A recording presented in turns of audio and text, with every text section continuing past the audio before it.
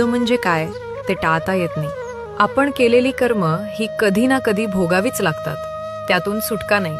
म्हणूनच असं झालं नसतं तर बरं झालं असतं, असं केलं असतं तर आयुष्य बदललं असतं, हे सगळं विसरून जा.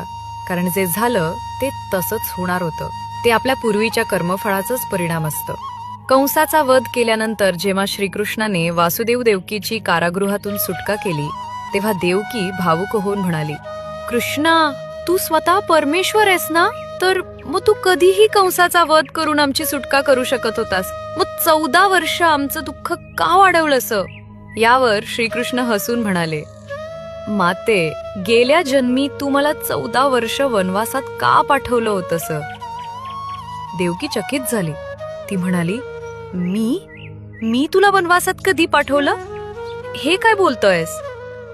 श्रीकृष्ण पुन्हा म्हणाले, माते, तुला आठवत नाही कारण ती घटना गत जन्मातील आहे. त्या जन्मी तू कैकई होतीस आणि तुझ्याच इच्छेमुळे मला 14 वर्ष वनवासाला जावं लागलं होतं. हे ऐकून देवकी अधिकच थक्क झाली आणि म्हणाली, अरे, जर मी कैकई होते तर त्या जन्मी कौसल्या कोण होती? श्रीकृष्ण मंद स्मित करून म्हणाले, माते, त्या जन्मीची कौसल्या म्हणजेच या जन्मीची माता यशोदा, जिला त्या जन्मी 14 वर्ष पुत्रप्रेमाला मुकावं लागलं. तेच प्रेम या जन्मी तिला माझ्या बालरूपात लाभलं आणि तुला पुत्र असूनही त्याचं सुख उपभोगता आलं नाही.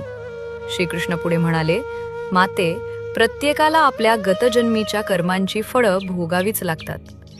त्यातून देवदेवता देखील सुटू शकत नाहीत. मग आपण सामान्य माणसं काय? आपल्याला भोग आहे तो भोगून संपवणंच योग्य, कारण त्याशिवाय दुसरा मार्ग नाही. गतजन्मातील पाप ही भोग रूपानं समोर येतात आणि ती भोगल्याशिवाय नाहीशी होत नाहीत. कृष्णम वंदे जगद्गुरुम.